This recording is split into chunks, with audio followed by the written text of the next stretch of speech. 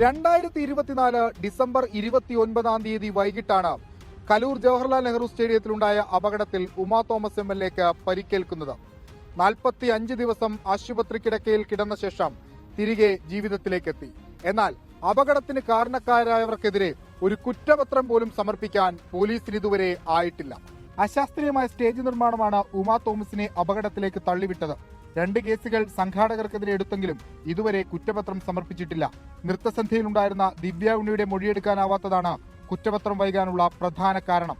ഇതിൽ കടുത്ത അതൃപ്തി ഉമാ തോമസ് രേഖപ്പെടുത്തി. ഇത് മൃദംഗവിഷൻ എന്ന അവരാണ് ഈ പരിപാടി നടത്തിയത്. അവരുടെ മാത്രം കുറ്റമാണെന്ന് പറഞ്ഞു. ഇവിടെ നിന്ന് നോട്ടീസ് അയച്ചിട്ട് അവർ സ്വീകരിച്ചിട്ടില്ല, അത് തിരിച്ചു വന്നു എന്നാണ് പറയുന്നത്. അപ്പോൾ ഈവൻ നോട്ടീസ് പോലും ഇഷ്യൂ ചെയ്തിട്ടില്ല.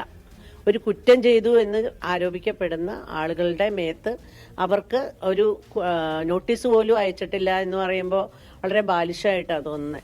ഗിന്നസ് റെക്കോർഡിന് എന്ന പേരിൽ മൃദംഗവിഷൻ എന്ന തട്ടിക്കൂട്ട് കമ്പനി നടത്തിയ തട്ടിക്കൂട്ട് പരിപാടിക്കെതിരെയുള്ള നടപടികൾ ആദ്യ ദിവസങ്ങളിൽ തന്നെ അവസാനിച്ചു. പോലീസ് അന്വേഷണത്തിൽ പരിപാടിക്ക് അനുമതി നൽകിയ GCDAക്ക് ക്ലീൻ ചിറ്റും നൽകിയിട്ടുണ്ട്.